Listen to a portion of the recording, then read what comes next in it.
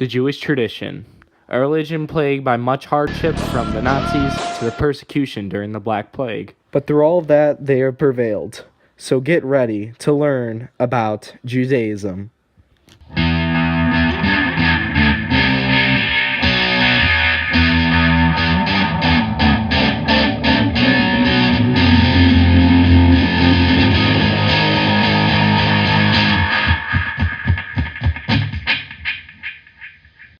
Hey guys, it's Babik, and here today, me and my crew are going to explain the big question all of you are asking. What is Judaism? Well, to start off, Judaism is the first known and studied religion of the world to be monotheistic. For a religion to be monotheistic or to practice monotheism means its members can only worship one single God. This is much unlike any other religion at the time because it challenged the beliefs in multiple divine forces and inspired many people.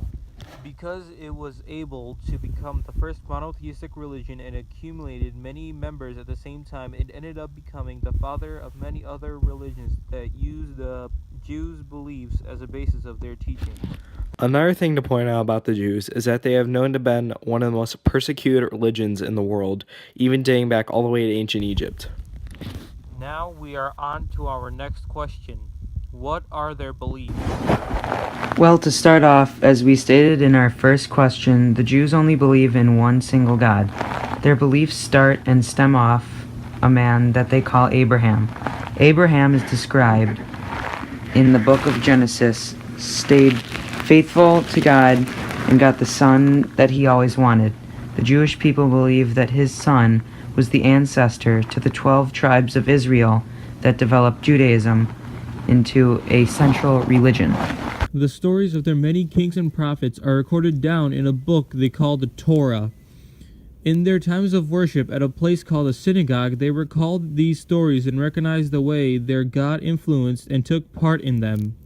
One of these stories recalls a time when the Jews were enslaved by the ancient Egyptians and were saved by a man named Moses, who they described parted the Red Sea for them to escape the incoming army after them. The Jewish people believe that after this, they established the kingdom of Judea. On to our next question. What are some of their symbols and rituals? One of their main traditions is celebrating the holiday of Passover. They developed this tradition from the story we explained in the last question about Moses freeing the Jews from slavery in Egypt. In this story, they believe that God unleashed several plagues on the Egyptians to command them to let his people go. After the final plague, the Pharaoh reluctantly agreed to release them from slavery. Jews left so quickly because they feared the Pharaoh would change his mind that they described it as, they left so fast their bread did not have time to rise. Every year or so, the Jewish people remember this story and eat matzah, which is unrisen bread without yeast, so they can become in touch with their ancestors and one of the greatest presences of their God in any one of their stories. Along with many other holidays, including Hanukkah, which in recent years has started to become lightly commercialized, they have tons of symbols to help connect them with their religion and aspects of their God. One of these symbols, and thought to be as their main symbol, is the Star of David. If you don't let me explain this, I will burn this presentation to the ground. Okay, David, go ahead. To start off, the Star of David got its name from the Jewish leader that ruled around 1000 BC, King David, who was actually an ancestor of Jesus, the man Christians around the world believe to be the Son of God. They get the triangle shape overlapping because the connection between the three main entities they believe are central presences in their religion: the Holy One, the Blessed be He, and the Kingdom of Israel. Thank you very much for that, David, and now on to our next question. What are some oppressions that the Jewish people have faced? Their oppressions date all the way back to the time of the ancient Egyptians, with the story that we have literally explained a billion times at this point. But for good cause, because it is certainly one of their most focused and centralized stories that they remember and celebrate. Sadly, however, this is certainly not their last case of oppression in their religion. I'm going to have John explain it. Did someone say John Cena? Sorry, I just had to. But anyway, one of the more lesser-known episodes of persecution within the Jewish religion was during the Black Plague in Europe. The politicians wanted to keep their government stable and were worried about the plague causing unrest and possible revolutions. To keep the people at bay, they needed a scapegoat, and what other religion could they use other than the Jews? It was brutal the way they murdered, persecuted, and killed, and for obviously nothing.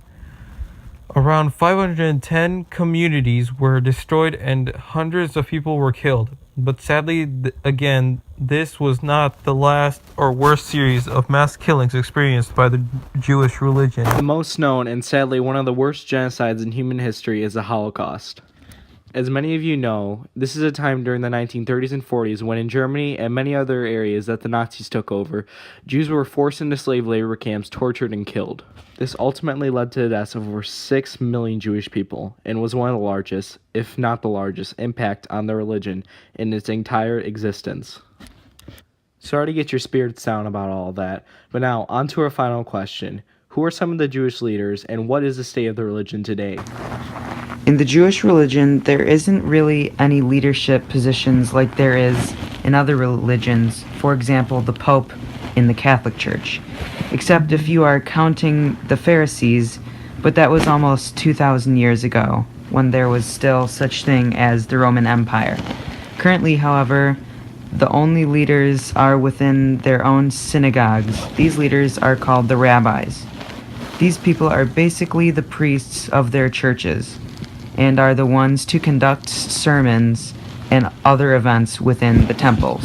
The religion today is surprisingly decreasing in numbers, but when you consider the sheer amount of how many people practice it, you don't need to be concerned about it dying out anytime soon. Around 13 to 14 million people worldwide currently practice it. The largest of its numbers is in Israel, with around 6 million practicing Jews, with the United States just behind at 5.5 million. We all hope you learned something from our presentation today. This is our work site, and today we will leave you with the question. How different would my life be here today if the Jewish religion never existed? Or in other words, how has it come together to make up the things that define my life? Whatever. Thank you very much for watching. Like and subscribe for more videos. I went down to the beach and saw Kiki. She was all like, and I'm like, whatever.